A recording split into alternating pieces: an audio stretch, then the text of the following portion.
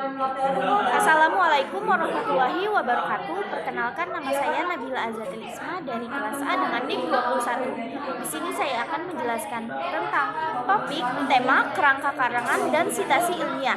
Yang pertama ada topik. Topik adalah pokok pembicaraan tentang suatu hal yang akan digarap menjadi karangan. Pokok pembicaraan yang dimaksud ialah suatu yang bersifat umum. Jika ingin menulis karangan, yang pertama harus ditetapkan adalah topik. Menurut Ahadiyah dan kawan-kawan 1992, memilih topik karangan tidak sembarangan dilakukan. Perlu pertimbangan berbagai hal supaya karangan dapat diselesaikan dengan baik. Ada hal yang perlu diperhatikan dalam menentukan topik karangan. Yang pertama adalah topik yang menarik perhatian penulis. Topik yang menarik bagi penulis akan memberi motivasi tersendiri bagi penulis untuk menyelesaikan karangan yang sedang ditulis.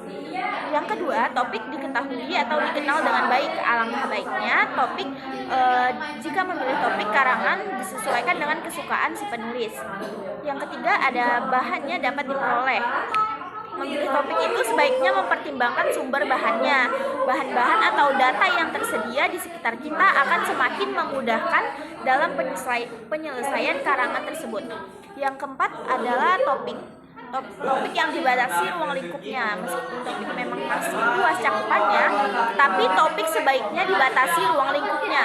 Hal ini yang dimaksud agar penulis dapat menyelesaikan waktu dengan waktu yang tersedia untuk menulis. Selanjutnya adalah tema. Menurut arti kata dari tema berarti pokok pemikiran. Pokok pemikiran tertentu yang akan disampaikan oleh penulis dalam karangannya disebut tema karangan. Penetapan tema sebelum memulai mengarang sangatlah penting untuk menyampaikan suatu ide secara teratur dan jelas, sehingga isi karangan akan dapat dipahami dengan mudah oleh para pembaca. Tema dapat juga diartikan sebagai pengungkapan dan maksud tujuan. Perumusan tema harus dilakukan sebelum mengarang, sedangkan judul karangan dapat dibuat kemudian serta dapat divariasikan asal tetap selaras dengan tema dan topik. Selanjutnya ada kerangka karangan. Kerangka adalah rencana teratur dalam pembagian dan penyusunan gagasan. Fungsi utamanya adalah untuk menunjukkan hubungan di antara gagasan-gagasan yang ada.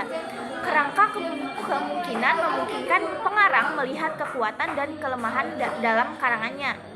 Kerangka akan membantu penyusunan yang logis dan teratur, serta memungkinkan pengarang membeda-bedakan ide-ide yang menduduki tempat utama dari ide-ide tambahan. Dalam penyusunan kerangka ada tahap yang perlu dilakukan, yaitu memilih topik, mengumpulkan informasi, mengatur gagasan, dan menulis karangan itu sendiri.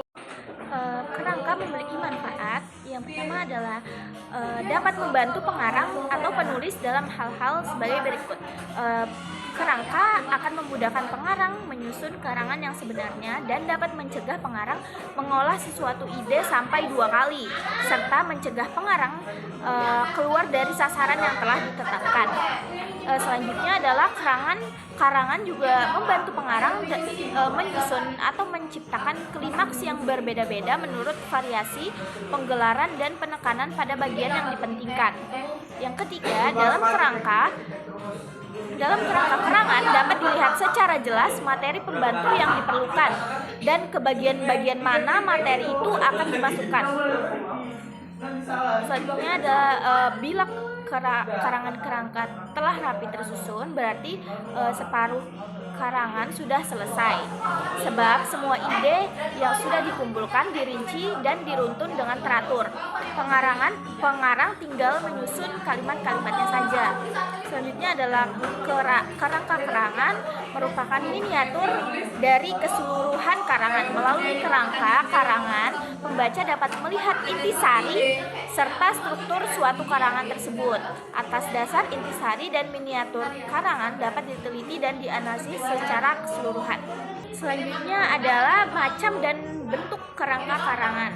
Kerangka karangan ada 2 macam, yaitu kerangka topik dan kerangka kalimat. Kedua macam kerangka itu tidak boleh dicampur.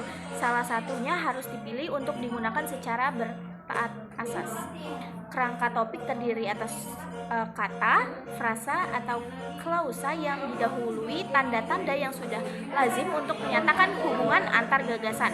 kerangka lebih bersifat resmi berupa kalimat yang lengkap. Pemakaian kalimat lengkap menghendaki pemikiran yang lebih lengkap daripada dituntut dari kerangka topik gagasan.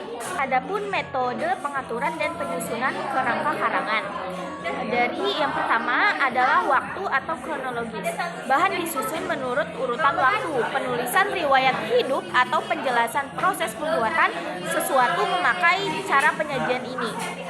Yang kedua, dari yang diketahui ke yang belum atau tidak diketahui, dari yang sederhana yang ke rumit. Kedua cara pengaturan ini pada dasarnya sama. Keduanya mengantarkan pembaca dari suatu yang sudah diketahui kepada hal yang belum atau tidak diketahuinya sama sekali.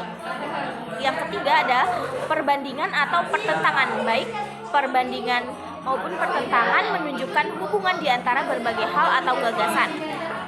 Cara ini dapat dipakai secara terpisah-pisah atau bersama-sama. Perbandingan ini menunjukkan kesamaan, pertentangan menunjukkan ketidaksamaan. Pembahasan yang terakhir adalah sitasi ilmiah. Oregon State University menyebutkan bahwa sitasi merupakan informasi yang dibutuhkan agar artikel atau buku yang disukai ditemukan sumbernya. Sulistyo Basuki dalam Trihatto 2002 membagi komunikasi ilmiah menjadi dua bagian, yaitu komunikasi formal dan informal. Komunikasi formal merupakan komunikasi melalui media formal seperti majalah, jurnal, monografi, buletin, laporan teknis, sari karangan, prosiding, serta pertukaran informasi ilmiah di forum para profesional. Sedangkan komunikasi informal terjadi secara lisan, kunjungan-kunjungan pribadi, pertemuan tatap muka, percakapan melalui telepon atau surat. Nah, ada juga tujuan dari sitasi ilmiah menurut Moet 2010 bahwa sitasi digunakan untuk mempelajari tidak hanya karya-karya komunikasi seperti jurnal ilmiah, namun juga publikasi perseorangan, kelompok peneliti, lembaga dan institusi